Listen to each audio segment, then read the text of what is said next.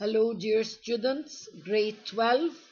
Now we are going to start a recording on Macbeth Act 1. Okay?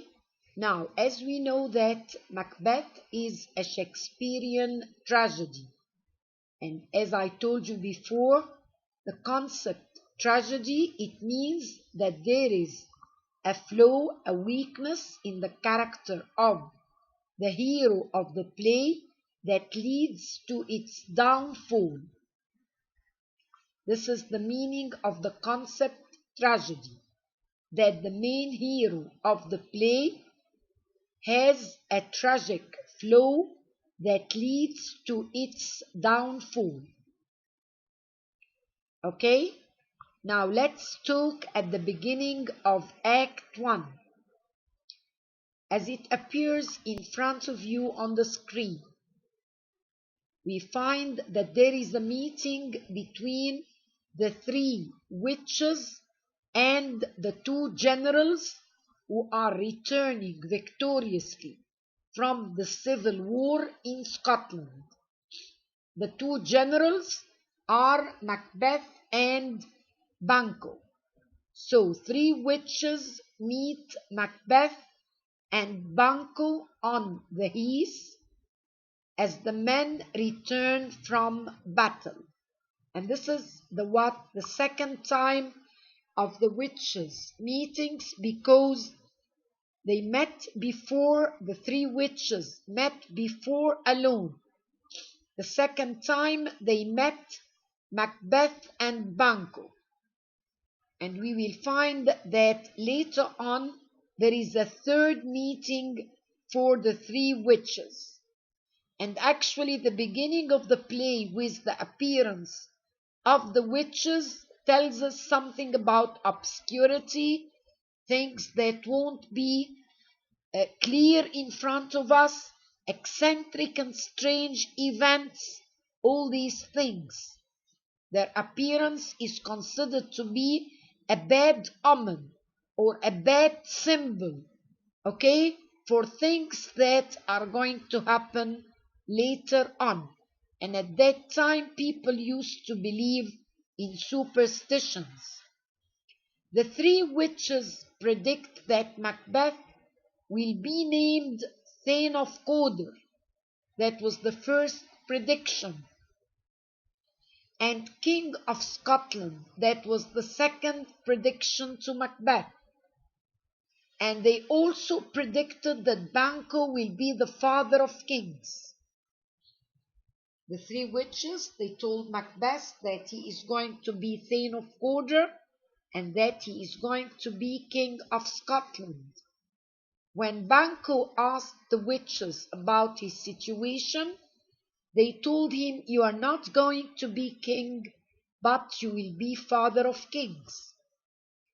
And then, after stating the words, the witches vanish. That means that the witches disappear.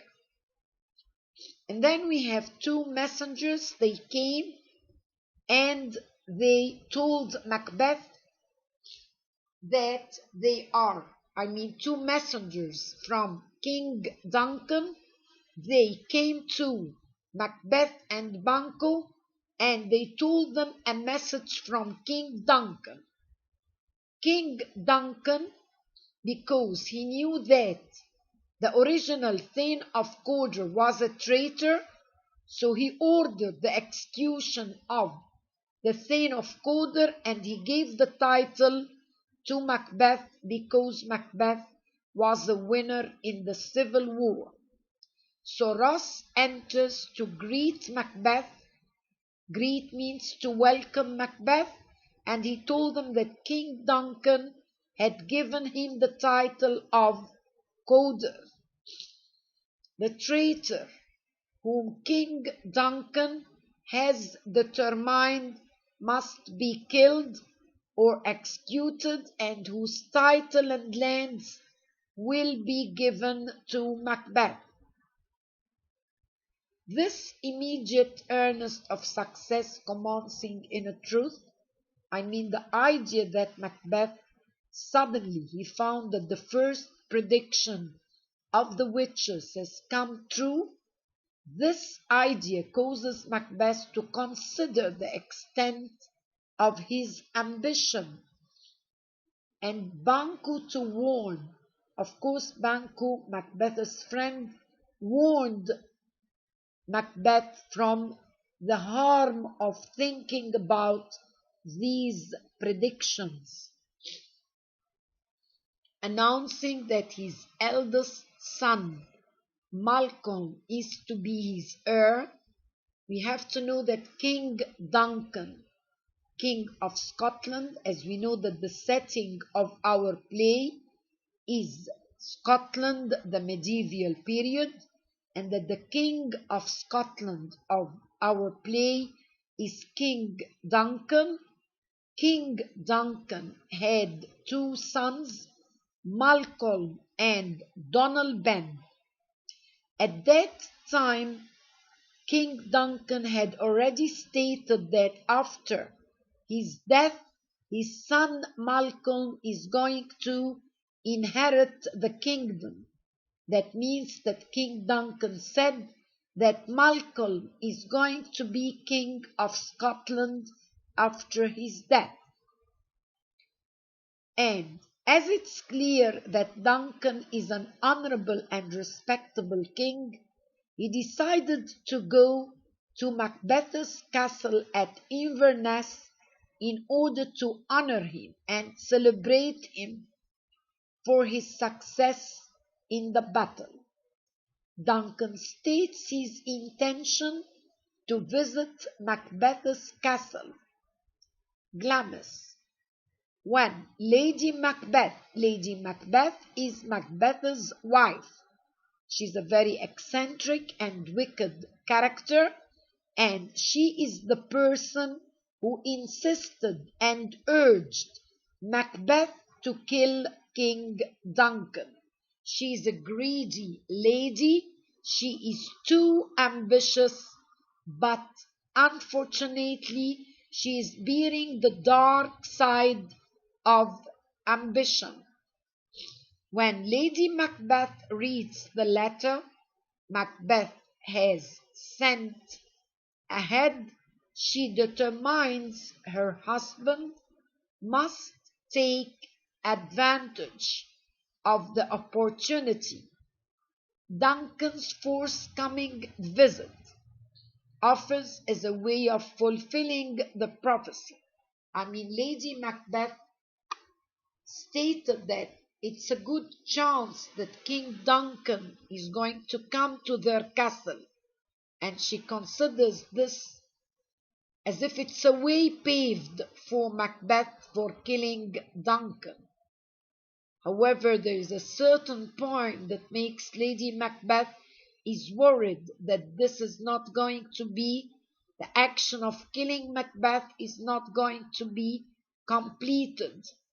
However, she fears that though Macbeth is not without ambition, he is too full of the milk of human kindness. That means that Macbeth is a kind person, and she fears that he won't have the courage to kill Duncan.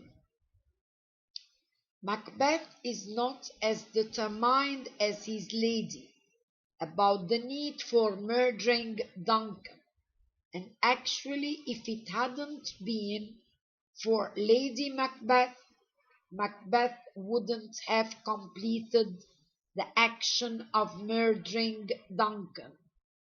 He considers reasons. He should defend rather than threaten the life of his king. Lady Macbeth remains adamant and pressures him with attacks on his manhood. All the time she used to tell him, "You are not a man," as if she is encouraging him or telling him, "If you don't kill the king, you are not a real man." With attacks on his manhood as well as reminders of their feelings for each other, she convinces Macbeth to proceed by presenting her plan to drug Duncan's guards. She told Macbeth that it's going to be considered that the guards are the ones who killed the king, because she is going to put a kind of drug in their drinks, and in the morning it will appear that the guards had killed the king. So she told him, nobody is going to feel that you are the murderer, so you have to kill him. And actually, when he refused, okay, at the beginning she entered Duncan's room at their castle, and she decided to kill the king herself.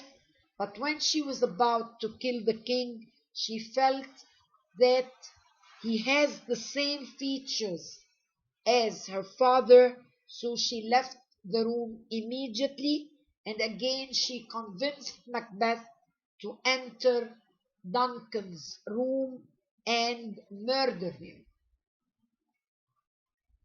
So she told her husband that I'm going to put drugs in the what? In the drinks of the guards, and this is going to be evidence that they had implicated, or this is going to involve them directly in the crime of killing Duncan. Okay, thank you so much. This is our recording concerning Act 1 in Macbeth, which is considered to be one of the main items of Quarter 2, waiting for another recording later on.